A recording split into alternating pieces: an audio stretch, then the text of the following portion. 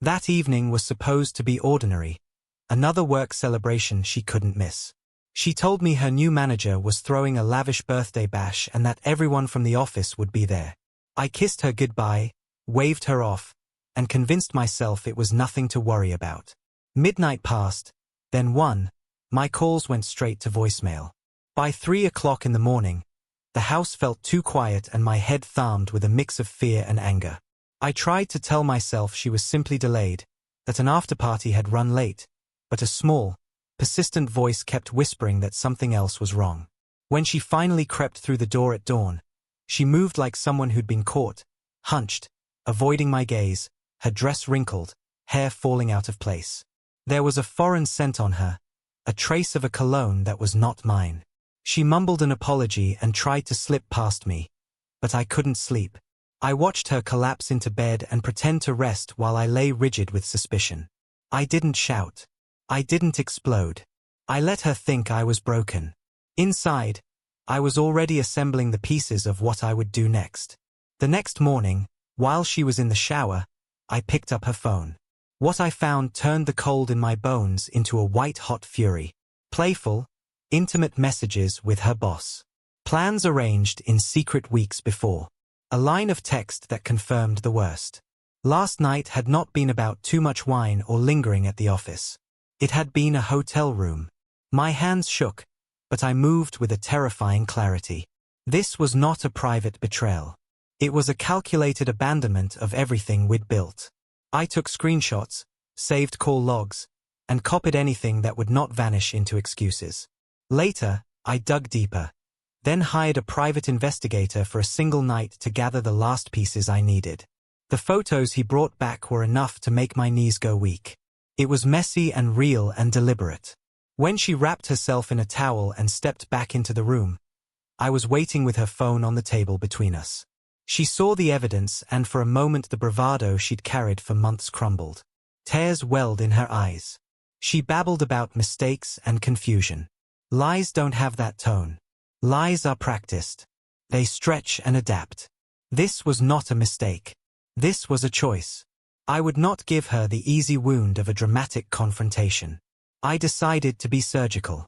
While my face stayed composed and my voice cool, I began to plan not just separation, but a dismantling of the life she was clinging to. First, the legal foundations. I consulted a lawyer and laid out a case with every piece of proof I had. If she had thought she could trade marriage for momentary excitement and walk away with my compassion and our shared assets, she would be wrong.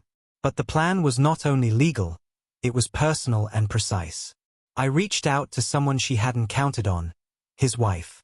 Seeing the screenshots was like pouring ice down her spine. Her expression turned from disbelief to a hard, calculated anger. 2 betrayed spouses are more dangerous than 1. And together we did not merely grieve. We prepared to expose. When I filed for divorce, I attached everything. Each chat, each photo, each confirmation of meetings in secret.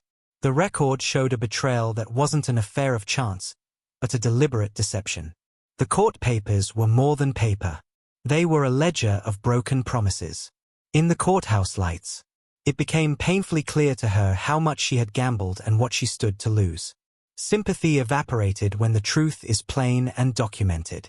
The social and professional consequences followed. At a board meeting meant to discuss promotions, his wife walked in armed with the same evidence I'd shown to the council. The affair stopped being the office's whispered rumor and became a headline inside those glass walls. His reputation, built on years of polite lunches and polished meetings, shredded beneath the weight of exposure. The promotion he'd expected vanished. Colleagues who once courted him kept a careful distance. Within weeks, his standing at the company collapsed, and he was out. My wife's world narrowed into a single, suffocating realization. The thrill she had chased had no future. She cried and begged as we moved through legal steps, but pleading could not reverse the proof. Her choices had real costs. She had not only burned our marriage, she'd set herself up to lose trust, stability, and the quiet dignity we shared. When the divorce was finalized, she did not walk away with triumph. She walked away with consequences and the heavy, ignoble knowledge that she torched what she once had for something shallow and fleeting. When I signed the final papers, I felt a strange mix of sorrow and relief. I had wanted an ending, yes, but not just to punish her. I wanted to reclaim myself.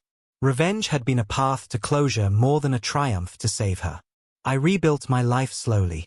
New routines, friends who mattered, nights where sleep came without the replay of those messages.